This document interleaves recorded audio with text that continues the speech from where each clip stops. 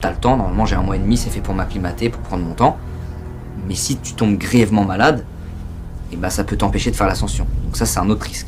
Il y a beaucoup d'accidents en montagne, que ce soit des avalanches, des chutes de sérac, des crevasses. Donc ça c'est pas inévitable. À l'Everest, il y a un passage qui s'appelle l'Icefall. C'est tout un passage où tu marches sur des échelles pour passer de crevasse en crevasse parce que t'es sur le glacier. Tout est en mouvement là-bas dans l'Icefall. Donc le but c'est d'y passer le moins de temps possible. Si t'as pas de chance, bah t'as un sérac qui tombe dessus et tu reviens pas. Donc ça c'est un risque que j'ai décidé de prendre.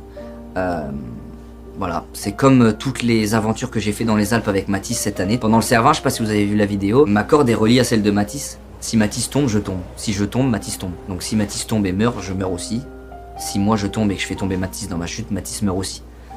Donc les risques qu'on a pris en faisant le Cervin ou d'autres montagnes ou d'autres courses d'arête dans les Alpes, ils sont aussi grands que quand je vais aller à l'Everest. On sait jamais ce qui peut arriver les amis, et ce facteur il existe. Voilà, je vais pas vous mentir, ça existe, c'est possible.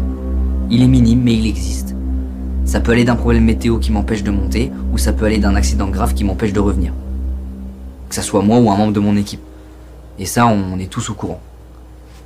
Sachez que les gars, moi, si je devais juste vous léguer quelque chose de ma chaîne YouTube, un jour, que ça soit maintenant, ou que ça soit un jour où quand je partirai de YouTube, c'est...